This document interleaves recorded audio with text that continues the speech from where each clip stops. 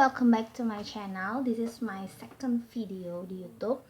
Dan janji gue kan sebelumnya gue bakalan ngejelasin ke kalian muka-muka gue sebelum-sebelumnya, sebelum berjerawat dan setelah lagi berjerawat kayak gini.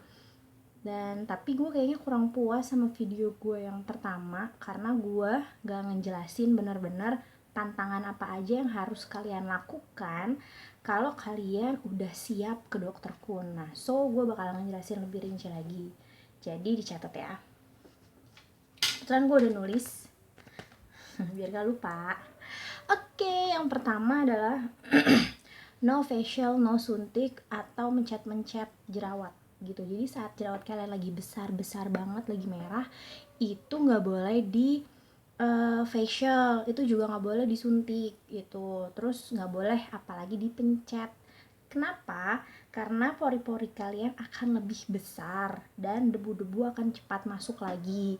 Terus dan luka akibat dipencet atau kalian ambil pakai kuku itu tidak bisa dihilangkan sekalipun wajah kalian nantinya mulus setelah di dokter kun, karena dokter kun tuh ngasih foto-foto gitu before after yang udah berobat ke dia. Ada yang jerawat parah banget tapi dia nggak pernah di facial dan sembuh sama dokter kun, before afternya mulus banget, swear mulus banget.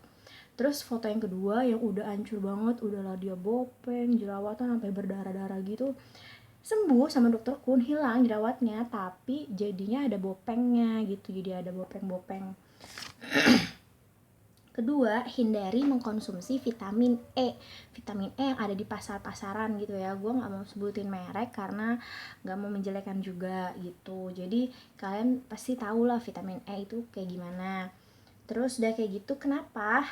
Karena dengan kalian mengkonsumsi vitamin E akan semakin menambah kadar minyak dan mendukung munculnya atau timbulnya jerawat gitu. Jadi kandungan dari vitamin E itu tuh kadang-kadang banyak, kayak misalnya berapa kilogram toge lah, inilah itu setara dengan berapa kilogram toge. Dan daripada kalian makan vitamin E segini gitu kan, itu mengandung berlebihan sayur-sayuran, lebih baik kalian langsung makan sayurnya aja, kata dokter kun. Langsung aja makan sayur, konsumsi buah kayak gitu. Terus tidak boleh menggunakan produk yang mengandung tea tree oil, sama itu juga dihindarin karena kalau kalian menggunakan produk yang mengandung tea tree oil itu akan memicu terjadinya jerawat juga. Dan keempat, tidak ada pantangan makanan. Kalau banyak yang bilang kacang itu dilarang, itu enggak banget, itu bullshit. Jadi kalian boleh makan kacang. Yang tidak boleh itu adalah sesuatu yang berlebihan. Jadi kalian bisa makan kacang. Terus sama minum air putih 2 liter per hari. Karena kenapa? Karena ini obat jerawat ini kan namanya tuh obatnya Roaccutane atau isotretinoin. Nah, Roaccutane ini tuh gunanya menekan kelenjar minyak kita, jadi kalian gak akan gampang berminyak. Terus kalian komedo, pori-pori yang itu tuh akan kecil sendiri gitu tanpa facial. Dengan obat ini tuh udah mujarab. Kenapa banyak pro dan kontra obat ini, kalian bisa searching di Google, karena obat ini keras banget apalagi untuk perempuan sebenarnya. Tapi pada case-case tertentu nggak masalah kalau misalnya jerawat kalian memang parah banget, memang harus pakai ini karena ini ampuh banget dari dalam gitu. Dan nggak masalah selagi kalian tidak berencana untuk hamil. And then yang penting menurut dokter kun, kalian nggak boleh melakukan hal kayak gini. Itu nggak boleh karena akan membuat bibir kalian menghitam gitu. Jadi enzim yang ada di lidah kita, yang ada di ludah kita itu kena permukaan bibir, dan itu akan membuat bibir kalian jadi menghitam. Jadi kalau misalnya kalian kering selagi kalian mengkonsumsi obat jerawat ini, saran gue sih kalian pakai Nivea lip butter. Ini kalian pakai sebelum pakai lipstick atau sebelum tidur. Jadi dipakein aja sebelum tidur, jadi supaya bibirnya lembab, atau madu juga nggak masalah. gitu. Terus udah kayak gitu kalian tidak diperkenankan ya untuk suntik vitamin C. Kenapa? Karena suntik vitamin C itu kan dosis yang melebihi kebutuhan harian tubuh. Pada akhirnya sisa-sisanya itu akan menjadi air seni gitu.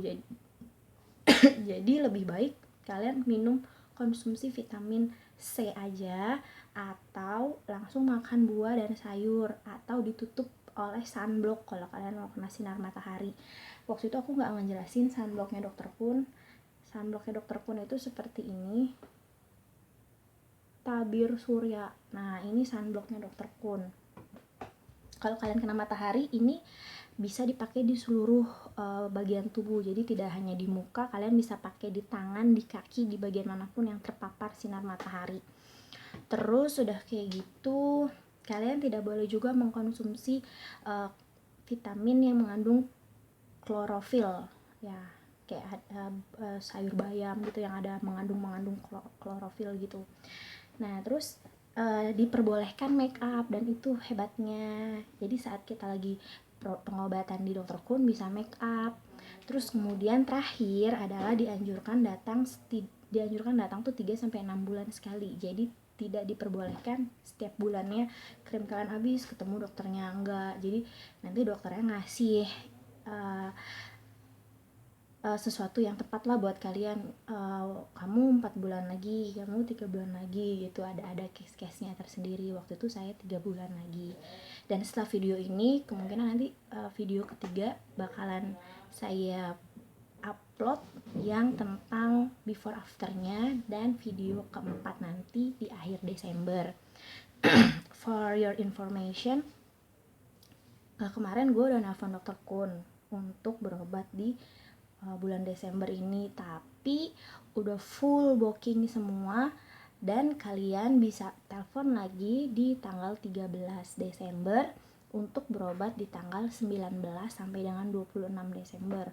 Jadi di teleponnya harus di tanggal 13, dan itu pasti sibuk, jadi kalian harus telepon dari pagi terus-terusan aja sampai masuk.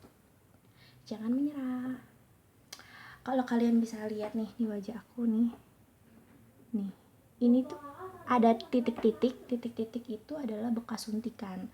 Jadi kalau kayak case aku, kenapa aku ada bolong-bolong gini, dan bolongnya tuh titik kecil doang. Itu karena aku dulu waktu bernanah disuntik sama dokter aku yang dulu gitu, sebelum Kun disuntik. Dan alhasil benar kata dokter Kun. Jadi apa yang kalian dapatkan dari facial suntik ormen chatin sendiri itu ada 3 hal. Pertama itu mahal, kedua menyakitkan, dan ketiga bolong. Dan bolong ini adalah seumur hidup. Even dokter Kun bisa menyembuhkan. Mudah-mudahan sih bolong kecil kayak gue bisa hilang, mudah-mudahan, doain ya. Dan